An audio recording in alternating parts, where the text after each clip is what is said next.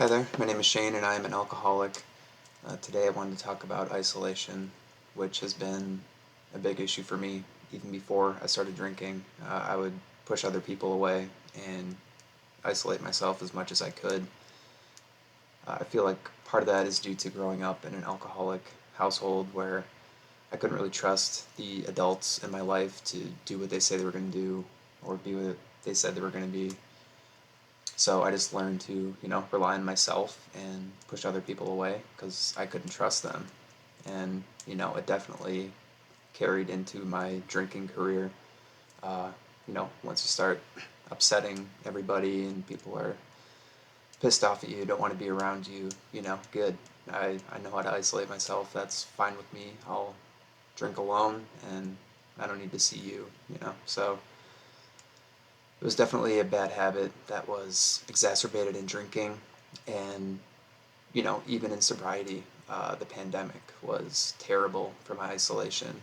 Um, I actually started a new job and moved out all within 2 months of the pandemic starting. So I immediately started working remote with a bunch of people I didn't know, and no longer had that connection to people in the office and just the casual conversations that I would have every day, to have some kind of connection to other people. And same thing at home, all of a sudden I was all by myself.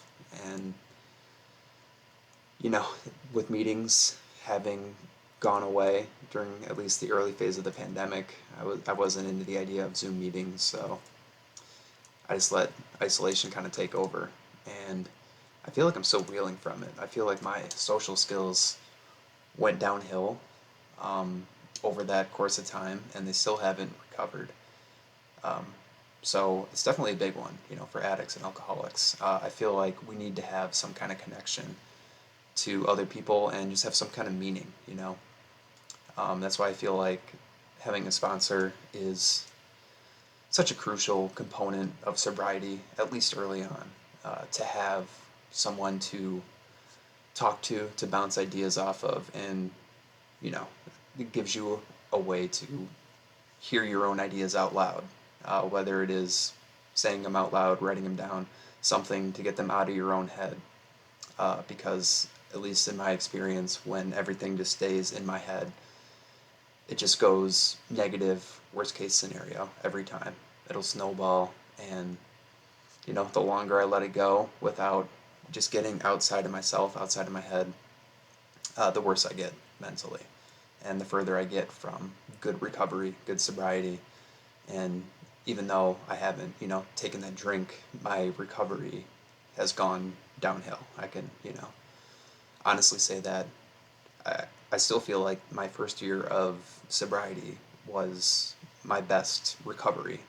I was just so gung ho about, being in the program, making sure it worked, doing anything I needed to do, whatever I could do to make sure that this sticks. I'm not gonna fail. You know, I'm not gonna let alcohol win this battle.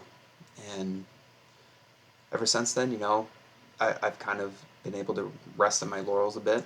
I'll be honest. I haven't had too many urges to drink, so it's just been kind of easy for me. And when the pandemic set in, you know, I let it go, and um, I feel like just staying within that community, whether it's AA, NA, it doesn't even have to be sobriety related, but having some kind of connection to other people is super important, and having people that you can talk to on a regular basis, especially for alcoholics, is a really important component of your sobriety.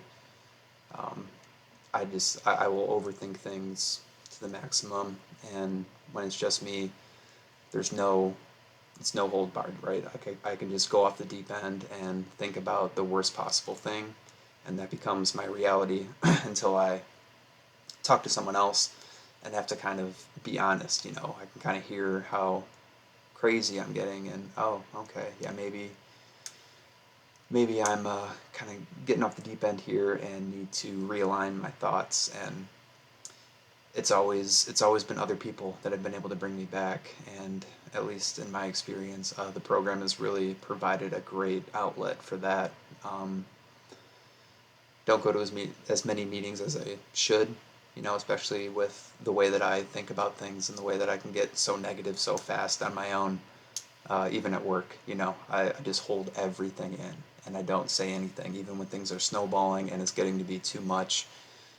I'd rather just isolate and, you know, feel sorry for myself, feel self pity, and um, yeah, just let everything go to hell rather than speaking up, being honest, and doing the right thing. So, yeah, I guess ultimately my recommendation is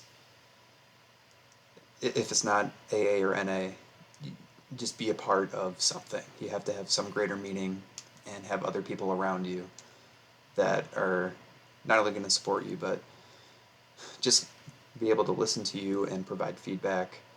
Um, because, at least in my experience, uh, us addicts and alcoholics can get a little crazy when it's just us, and with some of these pandemic measures still being prevalent. It's important. It's definitely important, and saw a lot of long-term sobriety lost over the pandemic, and I feel like this is a big one.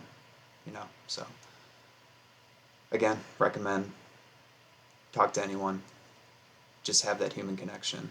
But ultimately, long term, I feel like it is good to be a part of a community and feel like you have meaning. And once you get some sobriety under your belt, be a sponsor yourself and try to help other people with their own sobriety.